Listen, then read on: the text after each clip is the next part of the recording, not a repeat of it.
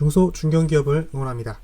네, 교수설계 무엇을 어떻게 전달할 것인가가 시민 부분인데요. 교수설계란 세 가지를 고려해야 됩니다. 누구에게, 무엇을, 어떻게. 이 세 가지를 좀 고민해서 계획한 결과 두 가지가 크게 나오죠. 교환, 여기 보시는 PPT 있죠. 네. 교환 그리고 교재, 교환이 교재로 나오기도 하고 별도의 교재나 워크시트로 나오긴 합니다만 그냥 같이 볼게요. 두 번째 레슨 플랜. 레슨 플랜이 나오고 이거에 대해서 홍보를 해야 되겠죠. 이 내용을 보고 이 내용이 필요한 사람들은 와. 뭐 이런 식으로 계획을 좀 세워야 됩니다. 아마 교육과정 개발할 때는 계획 그대로 되진 않는데 계획을 세워야 그래도 크게 흔들림 없이 교육과정을 개발하는데 도움이 될 겁니다. 레슨 플랜을 짜시는 게 좋아요. 레슨 플랜 짜지 않으면 교육과정을 마치기가 힘들 뿐더러 중간에 흐지부지 된다는 얘기죠. 교육 내용이 의도치 않게 중복되거나 누락되는 경우가 생길 수 있습니다. 그래서 교수 설계를 할 때는 누구에게 무엇을 어떻게 할 것인지를 고민해서 그것을 교환, 레슨 플랜으로 나오는 과정이다 라고 단순하게 생각하시면 좋을 것 같고요. 학습에 대한 영역을 세 가지를 구분했을 때 지식, 기술, 태도 이 세 가지가 나오는데요. 이 학습 영역별 목적에 대한 부분 간단하게 짚고 넘어가겠습니다. 너무 기본적인 개념인데 이 세 가지 중에서 한 가지만 빠져도 실행이 안 되기 때문에 그렇습니다.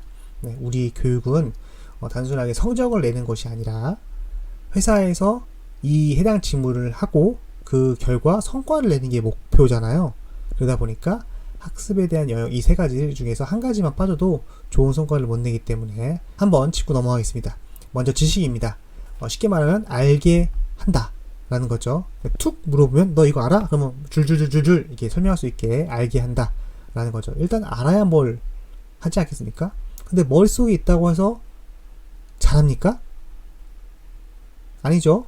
네, 엑셀 기능이나 단축키를 안다고 해서 엑셀을 다 잘하나요? 스킬은 할 수 있게 한다. 좀 더 구체적으로 얘기를 한다면 잘할 수 있게 한다. 업무에 대한 수준이 올라가는 거죠. 네, 단순히 머리로만 하는 것이 아니라 직접 해봄으로써 그 퀄리티를 높여가는 것들 있을 거고, 두 번째로는 빨리 할 수 있게 한다.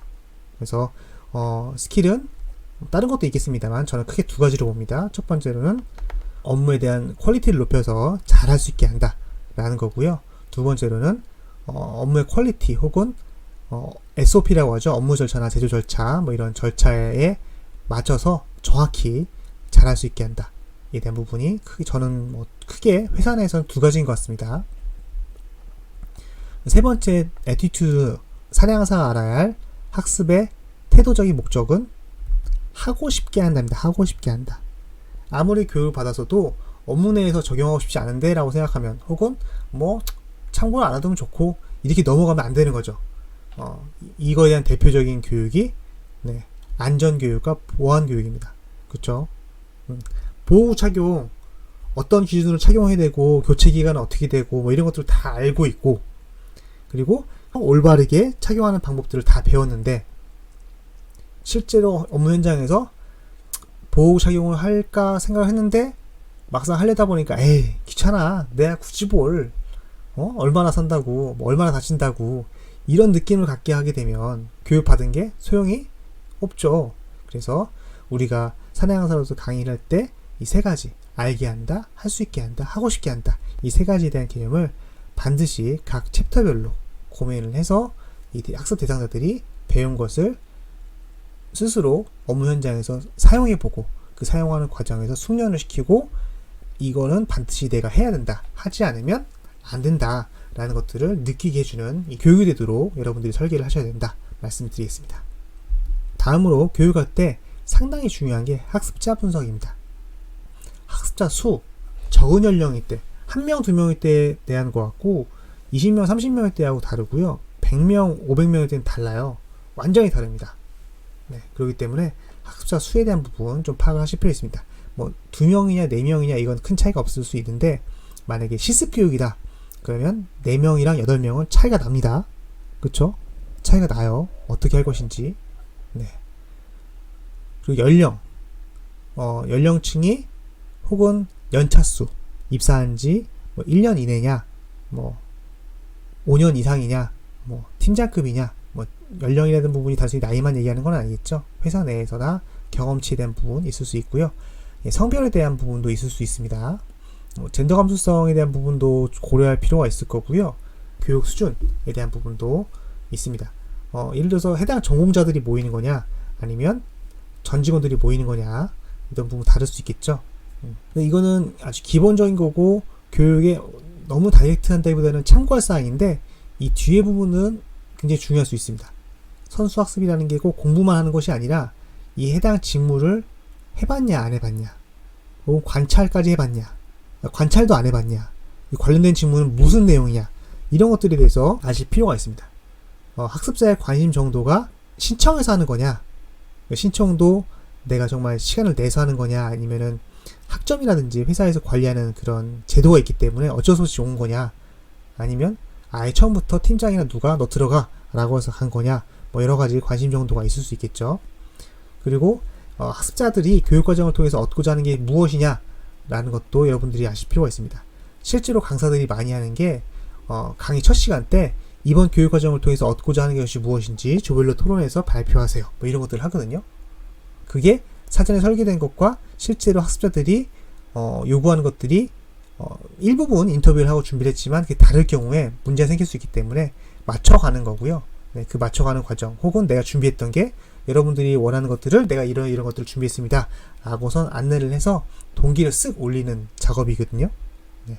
여러분들 사내강사로 활동하시면서 회사에서 하는, 혹은 회사 밖에서 하는 강의 있으시면 잘 보세요. 저 사람이 어떤 기법을 하나. 사내강사 양성 과정을 들으신 분들은 그게 눈에 보일 겁니다. 눈에 보이면 보시고 배우셔서 써먹으세요. 그러시면 여러분들께 됩니다. 우리 사내강사님들은 대상자 파악을 하신 뒤 이 교육의 목적, 방향이죠. 그리고 목표, 어떤 수준, 딱 이 정도 수준에 대한 부분은 무엇인지 잡은 다음에 설계를 하셔야 됩니다. 그 목적과 목표를 가지고선 교육과정 내용을 설계를 하고 교육이 끝난 다음에 설문으로 하든 아니면 시험을 하든 그 목표가 달성이 되는지를 체크를 하셔야 되겠죠.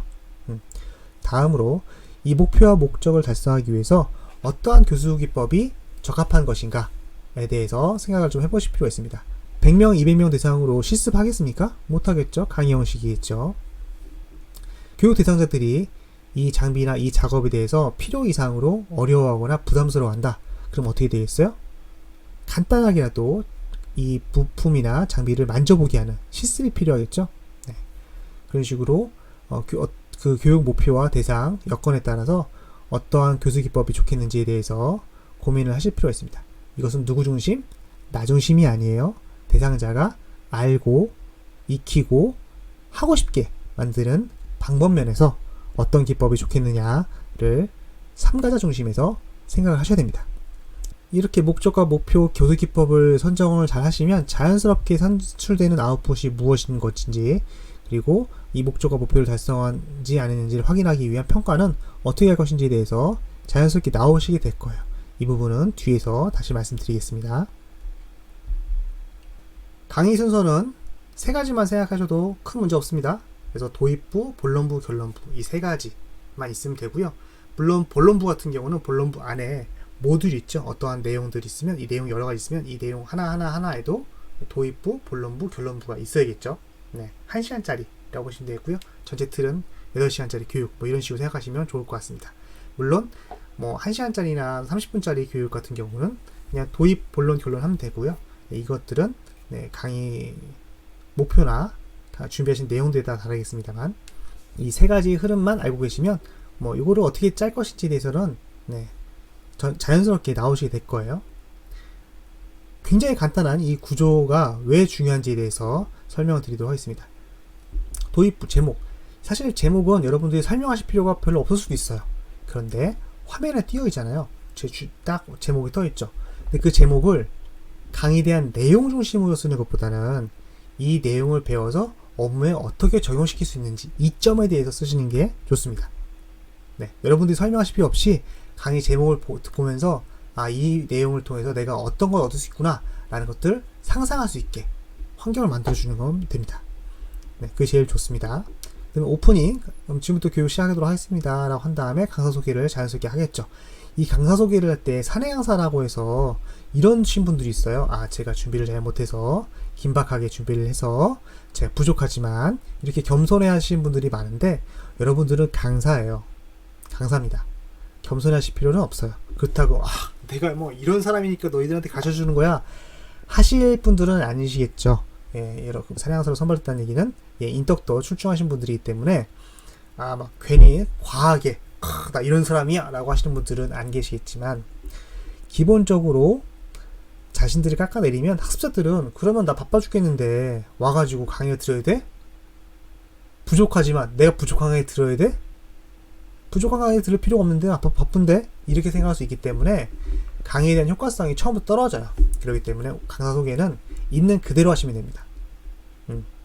제가 업무 현장에서 몇 년 동안 일을 했고 어떠한 경험을 했는데 이 경험들을 잘 정리해서 전달해 드리도록 하겠습니다. 있는 그대로만 준비한 대로만 하시면 되죠. 여러분들이 강의 전에 준비를 잘했고 못했고를 여러분들이 판단하실 필요 없어요. 여러분들이 준비를 잘했어도 학습자가 한 가지도 못 배워갈 수도 있을 거고요. 여러분들이 준비를 안 하고 있는 자료, 있는 페이지만 캡처만 떠가지고 화면에 띄워서도 이런 다음에 배워가신 분들이 있을 수도 있어요. 여러분들이 판단하시면 제가 아닙니다. 여러분들은 준비한 대로 자신감 있게 진행만 하시면 됩니다. 그 다음으로 강의 개요를 말씀드리는데요. 이 강의 개요는 흐름을 설명하는 것이 아니라 이 교육에 대한 목적, 목표, 흐름에 대한 인식을 시킴으로 인해서 학습자들이 준비할 수 있도록 머릿속에서 맵을 만들어주는 거라 라고 보시면 될 것 같습니다.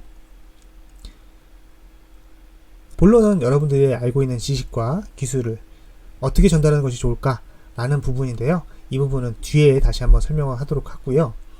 이 배열하는 데 있어서 중요한 것들은 흥미 유발에 대한 부분이 많이 중요합니다. 여기서 흥미는 단순하게 재밌다가 아니라 나에게 유익하다, 어떤 시사점이 있다, 라는 포인트를 얻을 수 있는 시간을 만들어주는 것들이 좋고요. 그렇다 보니까 여러분들이 정보를 주지만 그 정보에 있어서 기존에 있던 정보와 새롭게 강사님들이 설명해 주신 정보를 학습자들이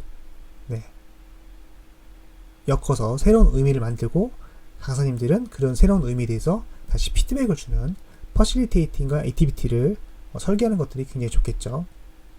당연히 본문 내용들은 설득의 과정들이 많이 포함되어 있습니다. 마지막으로 마무리를 할 때 이것으로 모두 마치겠습니다 이렇게 되면 안 좋아요. 시간이 이렇게 있으면 초반하고요, 중반에 인지가 잘 안 되다가 마지막쯤에 기억이 나거든요. 그러니까 초반에 정보를 주고 여러분들이 학습자들이 경험을 통해서 이게 맞다 이게 필요하구나 라는 걸 느끼게 한 다음에 마무리로 다시 한번 정리해 주셔야 학습자들이 기억을 하기가 편합니다. 그런데 그 기억도 강사가 정리하는 것보다 학습자가 나름대로 배운 내용을 정리할 수 있도록 웜업하는 시간이 좀 필요하겠죠. 그래서 내용 요약을 여러분들이 하시더라도 애니메이션이나 빈칸 같은 걸 놔서 주요한 내용들을 한번 간단하게라도 질문을 던져보는 거죠. 물론 학습자들이 어려워하면 답변을 안 받아도 돼요. 근데 여러분들이 질문하는 행위 자체가 학습자들 머릿속에서 답변을 생각하게 만드는 거거든요. 그렇기 때문에 여러분들이 이런 내용 요약을 질문 형식으로 하는 것도 매우 좋습니다. 그리고 학습자들이 궁금한 사항들을 Q&A를 통해서 업무랑 매칭을 시켜보고, 이 매칭 시켜본 것을 질문하는 것 있으면요, 여러분들이 굉장히 칭찬해 주시면서 잘했다 이렇게 피드백을 많이 주셔야 돼요. 이게 사내 교육이라는 게 특징이 뭐냐면 한 번 교육을 끝나는 것이 아니라 다음번 교육도 있을 수 있거든요.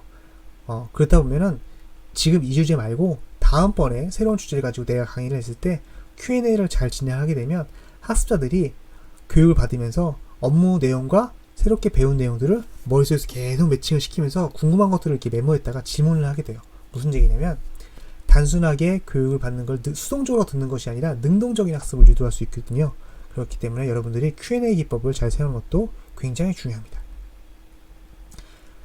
그리고 핵심 재강조를 하고 클로징, 그러니까 앞으로 이런 내용을 통해서 어떤 업무에 어떻게 잘 사용했으면 좋겠습니다. 이런 식으로 클로징 멘트를 해주시면 좋겠습니다. 다음번부터는 강의 준비 프로세스에 대해서 이야기를 좀 할 건데요. 지금까지는 강의 설계에 대한 기본적인 내용을 훑었다면 다음 영상에서 본격적으로 그럼 강의 설계를 어떻게 한다 라는 것에 대해서 예시를 들어가며 설명을 드리도록 하겠습니다. 감사합니다.